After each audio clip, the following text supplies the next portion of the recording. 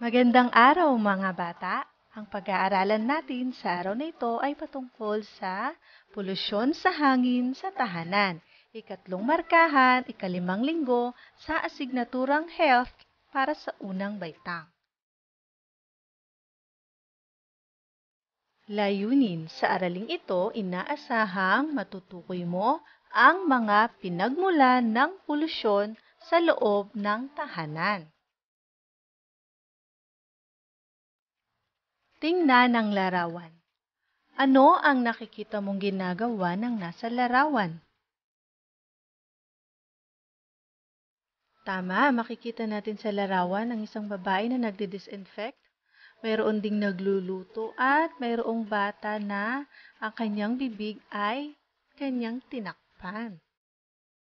Sa iyong palagay, ano kaya ang ipinahihiwatig ng larawan? Maaari bang maging madumi ang hangin sa loob ng tahanan? Paano? Ang mga bagay na yan ay ating tutuklasin sa pagpapatuloy ng ating aralin. Kapag ang hangin sa loob ng tahanan ay nahaluan ng usok, alikabok, at iba pang uri ng kemikal na nakasasama sa ating kalusugan, ito ay nagriresulta sa pagdumi ng hangin. Ang pagdumi ng hanging panloob ay tinatawag na indoor air pollution. Narito ang mga maaring pagmulan ng polusyon sa hangin sa loob ng ating mga tahanan. Una ay ang usok mula sa pagluluto. Ang usok mula sa pagluluto na hindi nakalabas ay sumasama sa hangin at nagiging dulot ng polusyon sa loob ng bahay. Ibig sabihin, kapag halimbawang nagluluto ang ating mga magulang sa loob ng ating bahay at walang sapat na ventilasyon, hindi nakakalabas ang usok, ito ay maaaring makapagdulot ng polusyon sa loob ng ating tahanan. Ikalawang maaaring pagmulan ng polusyon sa hangin sa loob ng ating mga tahanan ay ang mga kemikal na ginagamit sa bahay tulad ng pamatay insekto o ang tinatawag nating insecticides, bleach at pabango. Ang insecticides, pabango at mga kemikal na ginagamit sa bahay tulad ng bleach ay naglalaman ng nakalalason na kemikal na maaaring humalo sa hangin na iyong hinihinga. Ibig sabihin, kapag in-spray ang mga ito, nalanghap natin, maaari itong makalason o makadagdag ng polusyon sa loob ng ating tahanan. Ikatlong maaaring pagmulan naman ng polusyon sa hangin sa loob ng ating mga tahanan ay ang mga usok mula sa pagsisiga ng papel at mga dahon. Ang usok na ito mula sa pagsisiga ng papel at dahon sa labas ay maaaring makapasok sa loob ng tahanan at nagdudulot ito ng pagdumi ng hangin sa loob ng ating mga bahay.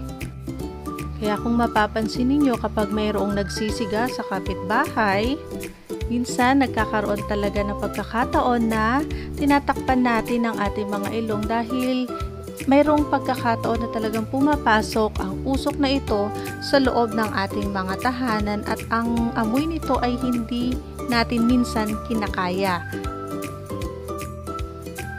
Ikatlong maaaring pagmulan ng polusyon sa hangin sa loob ng ating mga tahanan ay ang alikabok, dumi at mikrobyo mula sa mga madudumi at di nalilinisang gamit sa bahay. Tatandaan natin na ang hindi palagi ang paglilinis ng mga kagamitan sa bahay ay nagreresulta sa pagkaipon ng dumi at alikabok, gaya na lamang ng nakikita ninyo sa larawan.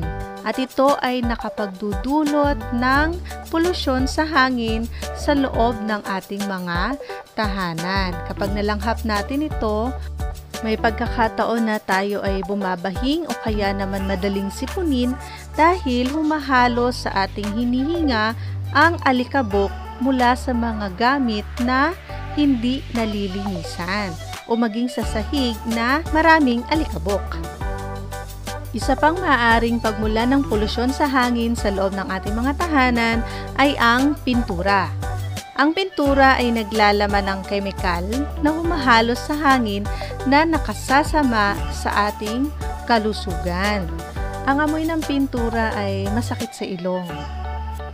Kapag nahalo ito sa ating mga hinihinga, halimbawa nagpintura sina ate, kuya o kaya si tatay, nanay, kapag naamoy natin ito, minsan nagdudulot ito sa atin ng agarang, pagkaubo o kaya pagkasipon. So ang pintura ay isa sa mga maaaring pagmulan ng polusyon sa hangin sa loob ng ating mga tahanan at ito ay hindi maganda sa ating kalusugan. Natunghayan natin ang mga maaaring pagmulan ng polusyon sa hangin sa loob ng ating mga tahanan. Tatandaan natin na maaari tayong maging kabahagi ng pagkakaroon ng malinis na hangin sa loob ng ating mga tahanan sa simpleng mga bagay tulad na lamang ng paglilinis. Ikaw bilang isang bata ay maaaring makapag-ambag upang hindi magkaroon ng polusyon sa hangin sa loob ng ating mga tahanan. Maaari mong gawin ay ang paglilinis. Kung marunong ka namang magwalis, maaari ka magwalis o kaya magpunas ng mga alikabok or magpunas ng mga gamit sa loob ng ating mga tahanan upang ang alikabok ay hindi mahalo sa hangin na ating nilalanghap sa loob ng ating mga tahanan. Ngayon naman, ating pagyamani ng ating mga natutuhan. Gawain sa pagkatuto bilang isa, ayusin ang mga letra upang makabuo ng salita tungkol sa mga pinagmumulan ng polusyon sa hangin sa loob ng tahanan. Ano kayang salita ang mabubuo sa unang bilang? Magaling! Ito ay usok. Tatandaan na sa pamamagitan ng mga usok, ito ay maaari makapagdala ng polusyon sa hangin sa loob ng ating mga tahanan. Para sa ikalawang bilang, ano kayang salita ang maaari nating mabuo na kung saan ito ay maaaring pagmulan ng polusyon sa hangin sa loob ng ating mga tahanan? Magaling! Kung ang sagot mo ay dumi, ikaw ay tama. Ikatlong bilang, ano kayang salita ang mabubuo na kung saan ito ay maaaring pagmulan ng polusyon sa hangin sa loob ng ating mga tahanan? Tama, pintura. Ang pintura ay maaaring pagmulan ng polusyon sa hangin sa loob ng ating mga tahanan. At para naman sa ikaapat na bilang, ano kayang salita ang mabubuo natin patungkol sa maaaring pagmula ng polusyon sa hangin sa loob ng ating mga tahanan?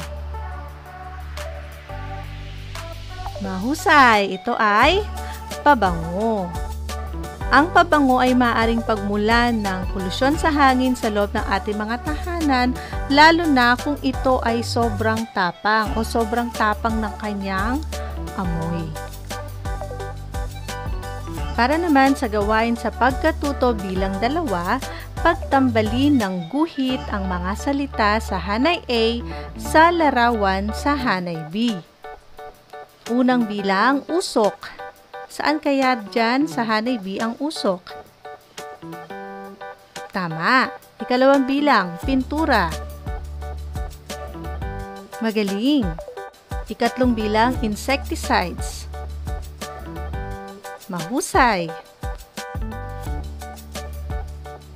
Isa-isip, ang indoor air pollution o ang polusyon sa hangin sa loob ng ating mga tahanan ay maaaring magmula sa mga usok mula sa pagluluto at pagsisiga, mga kemikal na pamatay ng insekto, alikabok dahil sa hindi palagi ang paglilinis, pintura at marami pang iba.